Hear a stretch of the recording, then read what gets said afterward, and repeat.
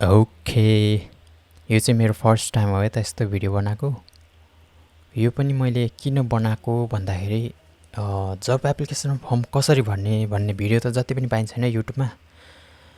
Even हामी already आफै prepare पनि हुन सक्छौँ। त्यो फर्म फिलअप गर्ने ठाउँहरू बक्सहरू देखिन्छ होइन, अप्सनहरू सबै देखिन्छ। तर पेमेन्ट कसरी गर्ने भन्ने चाहिँ त्यो थाहा हुँदैन नि त। जब एप्लिकेसन फर्म भरेर भित्र छिरिसकेपछि पेमेन्टभित्र क्लिक गरेपछि भित्र सिस्टम चाहिँ त्यो देखिँदैन नि त। अनि सबैलाई जिज्ञासा हुनसक्छ कसरी पे गर्ने होला होइन।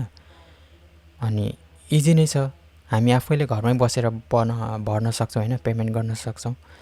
तर यो थाहा नभएको कारणले हामी चाहिँ साइबरमा अनलाइन बसेर होइन, कति दुःख हुन्छ होइन। साइबरमा घन्टौँ कुर्नु पऱ्यो, अनि पेमेन्ट पैसा पनि तिर्नु पऱ्यो, आफूलाई गाह्रो पनि हुन्छ होइन। तर हामीले यति थाहा भयो भने त हामीले रुम बसेरै घरमै बसेर हामी पेमेन्ट गर्न सकिन्छ नि त, जब एप्लिकेसन फर्म भर्न सकिन्छ। अनि यति यो इजी नै छ, सजिलै छ। तर कसरी होला सिस्टम थाहा नभएर मलाई पनि जिज्ञासा भएर मैले धेरै खोजेँ युट्युबमा, तर कसैले पनि हालेको छैन नि यस्तो भिडियो। त्यही भएर मैले चाहिँ बनाएको, अरूलाई पनि हेल्पफुल हुनसक्छ भनेर। यो हामीले पे गऱ्यौँ होइन, ई सेवाबाट पेमेन्ट गऱ्यौँ अनि कन्फर्ममा थिच्यौँ। अनि टाइम लाग्छ कि यो बेला चाहिँ अलिकति यो जब एप्लिकेसन फर्म भरेर पेमेन्ट गरिरहेको हुन्छ नि त सबैले, त्यही भएर बल्ल भयो होइन।